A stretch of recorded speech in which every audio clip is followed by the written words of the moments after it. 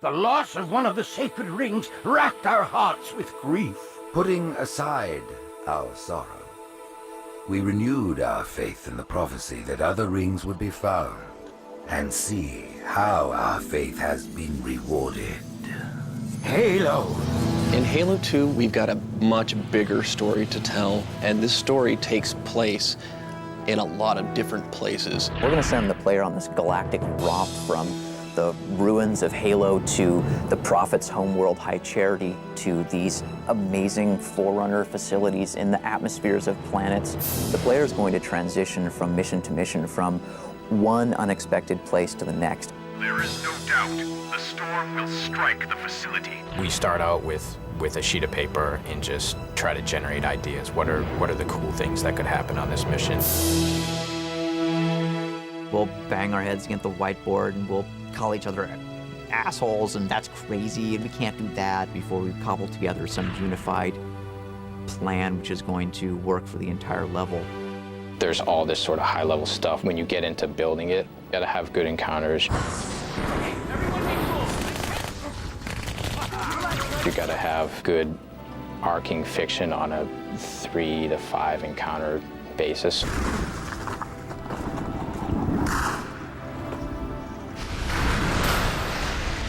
At some point, you'll get a surprise twist that sends you off in a different direction, and then it's got a really cool finale.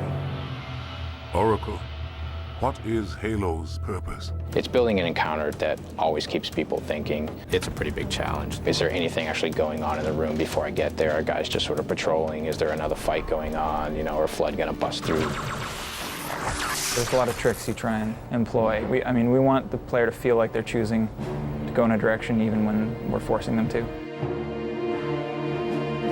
We guide the player with texture, with lighting, with AI, with sound.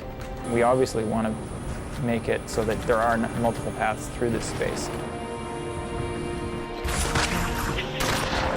Every single one of those areas had to be modeled by an artist. I mean, there's someone went in there, and for every single wall you see, every single floor, every single light, every single piece of glass, like there was an artist there. Someone had to go through and make all that. What I like most about Halo is that we don't build encounters and our AI doesn't act in a way that is very predictable. So AI stands for artificial intelligence. Artificial intelligence is simply the discipline that tries to simulate intelligent processes. What we're literally doing is taking these characters and we're writing a piece of software that acts as their brain. It really is all about, when this happens, do this. When this other thing happens, do this. That's a lot where the designers and artists step in, is deciding, well, we have all this cool technology, how are we going to use it? And how are you going to create this experience that the player can understand, that when, he sees a certain type of thing, that if he shoots it, it's going to blow up and he's going to be able to destroy it and pass through it. Most of the Halo world is not destructible. You have to walk a fine line in deciding what things are going to be destructible and what's going to match the player's expectations for what's destroyable. When someone says, hey, the whole world is destructible, that's great. We've done our job. We've made them believe that.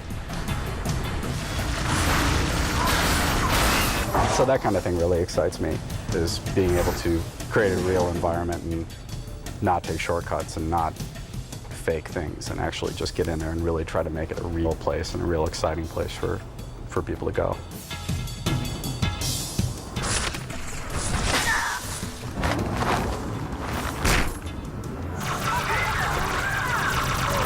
If you can set it up so that each new situation is a problem that the player has to solve, he can do that over and over and over again. All the events that we're trying to create, we just want people to feel like they're the only ones in the context of this game that could do what they're doing. It's all about you saving the universe again.